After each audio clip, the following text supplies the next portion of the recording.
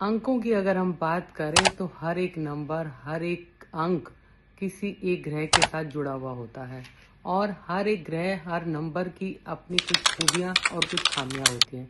तो आज हम बात करेंगे नंबर 1 के लोगों की।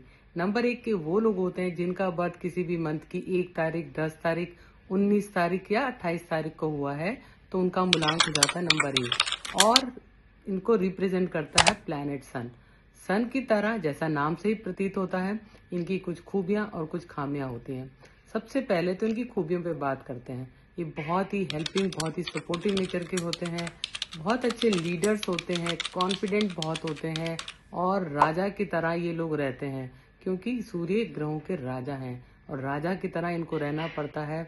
और साथ ही बहुत ही अच्छी पोस्ट पे काम करते हैं। किसी के अंडर तो ये काम कर ही नहीं सकते हैं, बल्कि इनके अंडर बहुत सारे लोग काम करते हैं, बहुत सारे लोगों को ये काम देते हैं और इसीलिए हर जगह इनको बड़ा सम्मान के साथ देखा जाता है। इनकी बड़ी रिस्पेक्ट होती है सोसाइटी में। अब इनकी खामियों की बात करते हैं कि इनके अंदर, क्योंकि ये एक इनके बहुत ही सपोर्टिव होते हैं, तो कई बार इनके अंदर ईगो भी आ जाती है और जब इनके अंदर ईगो यानी कि मैं आ जाती है कि मैं ही करता हूँ, तो इनकी लाइफ में प्रॉब्लम क्रिएट हो जाती है। ये कई बार ओवर कॉन्फिडेंट होकर कुछ गलत डिसीजन ले लेते हैं, जिसकी वजह से भी इन्हें परेशान होना पड़ता है। साथ ही साथ इनका थोड़ा सा टेम्परामेंट ऐसा होता है, ये कि गुस्से वाले होते हैं ये लोग, तो भी इनकी लाइफ में प्रॉब्लम हो जाती है, जिसकी वजह से इनको हेल्थ इश्यूज भी होते हैं। इनको हेडेक रहने लगता है, माइग्रेन की इश्यूज हो जाते हैं, पेट से संबंधित इनको बीमारियां हो जाती हैं, आंखों से संबंधित बीमारियां हो जाती हैं। और ये सबके पीछे भी एक कारण होता है, क्योंकि बचपन से बहुत ही जल्दी इनके कंधों पे जिम्मेदारियां आ जाती हैं, या यूं कहें ये ले लेते हैं, क्योंकि एक नंबर है, सूर्य है, तो पिता के समान ये लोग रहते हैं और पिता के समान ही इनके कंधों पे जिम्मेदारियां हो जाती हैं।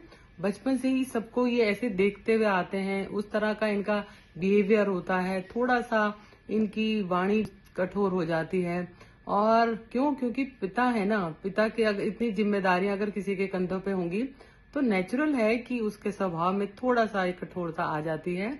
बट वैसे दिल से ही बहुत ज्यादा प्यार करते हैं सबको और एक ही समान ये सबके साथ रहते हैं। और राजा का काम जिस तरह होता है कि प्रजा को बांटना, देना, सूर्य का काम होता है सबको बिना भेदभाव के रोशनी देना, रोज सुबह आना, तो ये चीजें भी इनके साथ होती हैं।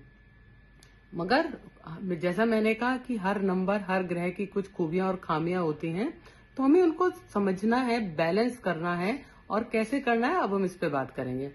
सबसे पहले तो अगर आप 1 नंबर के हैं और आपका नेम एक अच्छे नंबर पर, यानी कि आपकी डेट ऑफ बर्थ के साथ अलाइन होना बहुत जरूरी है। क्यों?